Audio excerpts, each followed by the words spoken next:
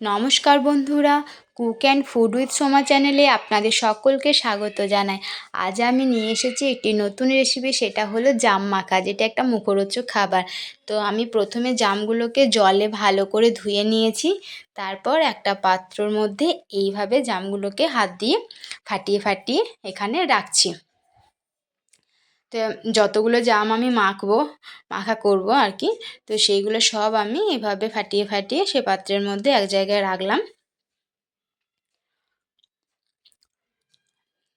তারপর এর মধ্যে আমি আন্দাজ মতো নুন, তারপর চিনি আর একটু কাসুন্দি দিয়ে দিলাম। এরপর আমি এর মধ্যে একটা কাঁচা লঙ্কা দেব, যেহেতু আমি বেশি ঝাল খেতে পারি না, তার জন্য একটাই কাঁচা লঙ্কা নিয়েছি। এবার ঝালটা নিজেদের পছন্দ মতো নিতে পারেন। তো এবার এই হাত দিয়ে ভালো করে মেখে নিলাম আর লঙ্কাটা একটু চটকে নিলাম। এই একটা লঙ্কাতেই খুব ঝাল। তো যাই হোক, আমার এই যে জাম মাখা রেডি হয়ে গেছে প্রায়। তো আপনারা কে কে জাম মাখা খেয়েছেন আর কিভাবে বানান অবশ্যই কমেন্ট করে জানাবেন।